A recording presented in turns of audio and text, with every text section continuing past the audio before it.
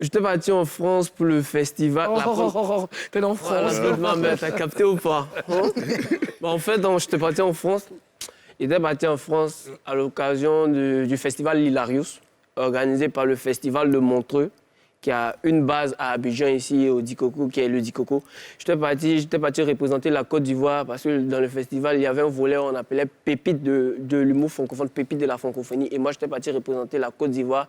Et j'ai eu à faire 30 minutes de spectacle sur scène devant un peuple francophone. Je ne vais pas dire chose, mais francophone, on se comprend. Francophone. Voilà. Karina. Et qu'est-ce que tu as découvert là-bas? J'ai découvert Tu ne que... savais pas par rapport à... Par rapport à l'humour, j'ai découvert que nous, c'est vrai, on entend de faire des choses, mais on est encore loin, quoi. Parce que je me suis rendu compte que là-bas, tu pouvais jouer le même sketch au moins 5 fois dans la soirée. Le même jour, là, tu peux le jouer 5 fois. Donc, si le sketch n'est pas bon, automatiquement, tu sais qu'il n'est pas bon.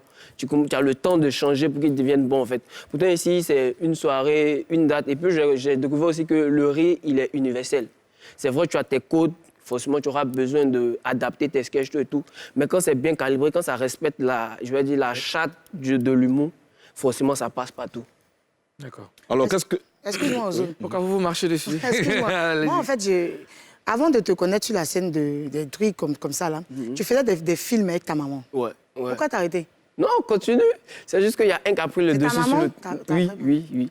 C'est un qui a pris le dessus sur l'autre, en fait. Parce que avec les scènes, tout et tout, quand on faisait les vidéos, j'avais pas trop de scènes. Comment s'appelle ta maman? Elle est dans l'art ou... Non, elle n'est pas. Moi, elle avait des réactions. Des réactions, d'accord. Mais elle est bonne, hein? Là, tu veux mousser que ta vieille. Tu veux mousser que ta vieille. Elle est forte, hein? Elle mousse déjà. Bonne actrice, ta C'est maman. pas pareil, en fait. Qu'est-ce qu'un Africain peut rencontrer comme difficulté en Europe en tant qu'humoriste? Est-ce que c'est facile de faire rire en Europe? Qu'en Afrique? Ouais. Il faut savoir que cette difficulté-là, c'est réciproque, en fait. Pareil, quand ils viennent ici, ils ont le même souci. C'est déjà l'accent. Ok. Il faut savoir que nous, on ne parle pas, on parle rapidement. Et moi, ma difficulté, déjà, c'était ça, de parler, de prendre mon temps pour parler. Parce que dans ma tête, je me dis, si je parle doucement, ça va tuer ma chute, ça va tuer ma vanne. Mais il y a l'accent et on a les codes, en fait. C'est vrai qu'on parle tous français, mais ils ont leur code, ils ont leur registre, nous, on en a notre outil. Quand on dit Modia, même si tu n'as rien dit, tout le monde applaudit. Mais tu ne peux pas dire Modia en France et puis ils vont applaudir. Pourtant, si tu dis la vie de ma mère, Aziz, fais pas Bélec, ils comprennent en fait. Donc, c'est vraiment ça les difficultés. Aziz, quoi? Fais pas Bélec. Aziz, fais pas Bélec. D'accord. C'est la vie de ma mère. Aziz, fais pas Bélec, tu vois. T'as capté ou pas? C'est fait Bélec ou fait pas Bélec? Fais pas Bélec. Non, il ne fait pas Bélec. Fais pas Bélec, tu vois. Tu vois, sur la Karina, la vie de ma mère. Ah, tu vois. Alors, beaucoup te considèrent comme l'un des meilleurs humoristes ivoiriens. Ils ont raison ou pas? Non, elle ne dit rien. On va marquer une pause, on revient tout à l'heure.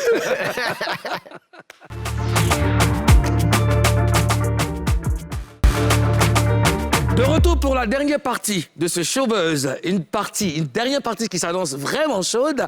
C'est la vie de ma mère, j'ai dit. Fais pas Bélec. Fais pas Bélec.